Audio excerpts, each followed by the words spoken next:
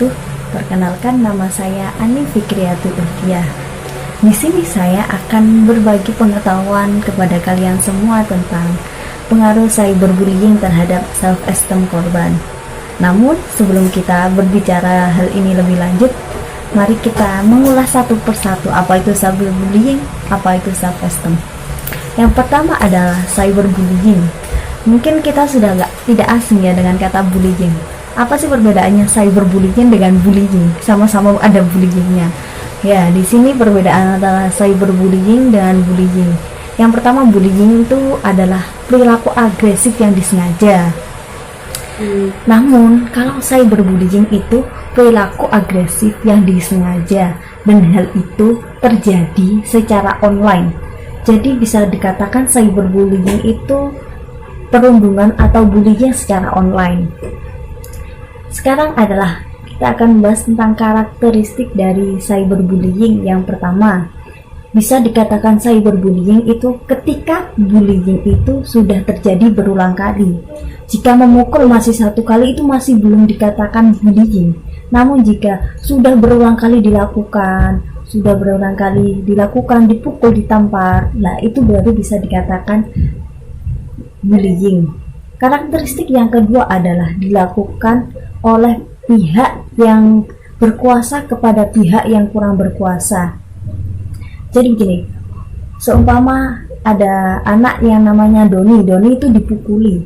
Ketika dia masih dipukuli satu kali, maka itu masih belum disebut bullying. Namun ketika hal itu sudah dilakukan berulang kali, bisa 2 kali, 3 kali, dan dia merasa terintimidasi, itu baru disebut dengan bullying. Namun jika si Doni itu sudah dipukuli berulang kali, dia tidak merasa terintimidasi, maka hal itu masih belum disebut dengan bullying. Yang ketiga, hal ini adalah yang membedakan antara cyberbullying dan bullying. Jika cyberbullying tadi sudah saya katakan di awal bahwa cyberbullying dilakukan secara online, maka karakteristik dari cyberbullying yang ketiga adalah menggunakan alat telekomunikasi atau ponsel. Nah, seringkali hal itu bisa terjadi di Instagram, Facebook, ataupun Twitter dan yang lainnya. Selanjutnya adalah bentuk-bentuk bullying, bentuk-bentuk cyberbullying. Ada 3 bentuk cyberbullying. Yang pertama adalah bentuk fisik. Contohnya seperti memukul, menampar, memukul, menonjok, menjambak rambut. Itu contoh-contoh perundungan atau bullying secara fisik. Yang kedua adalah bullying secara verbal. Contohnya ketika kita mengolok-ngolok orang, mengatakan fisiknya dia bahwa dia gendut, kamu terlalu kurus, kamu terlalu gemuk. Kenapa sih? Ya, itu namanya perundungan secara verbal. Selanjutnya adalah perundungan mental. Perundungan mental contohnya seperti ketika kita melihat seseorang dengan sinis, itu namanya perundungan secara mental. Selanjutnya adalah self-esteem.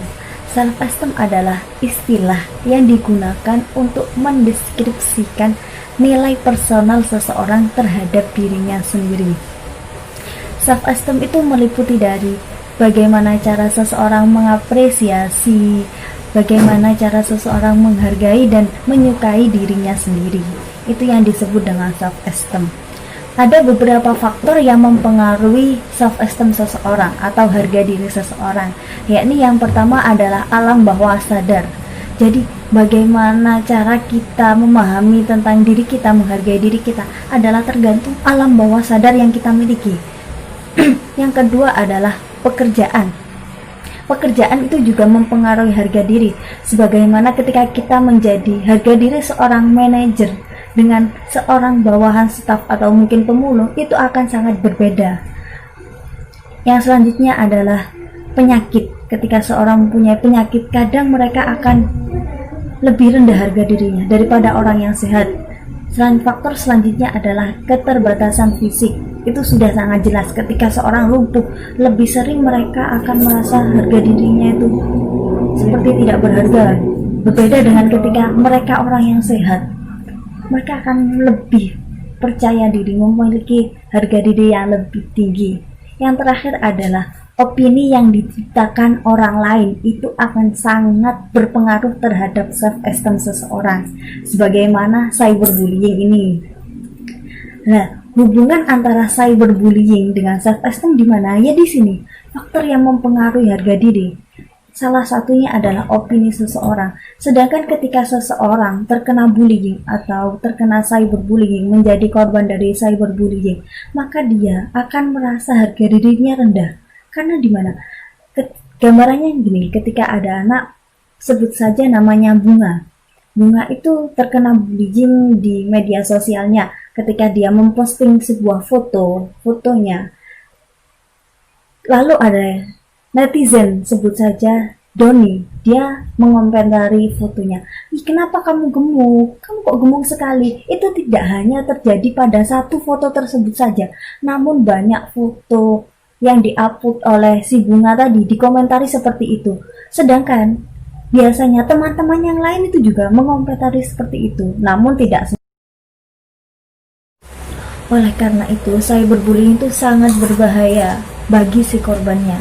Karena apa? Dengan adanya cyberbullying tersebut bisa menyebabkan seseorang rendahnya harga diri seseorang, hingga menyebabkan dia tidak mau sekolah, dia tidak memiliki kepercayaan diri, sehingga dia hanya mau mengurung diri di kamar. Oleh karena itu, bagi kita, pelajaran untuk kita semua bahwa hati-hati dalam berbicara, hati-hati dalam mengomentari seseorang, karena itu akan sangat berdampak besar bagi orang lain. Sekian dari saya, terima kasih atas perhatiannya. Wassalamualaikum warahmatullahi wabarakatuh.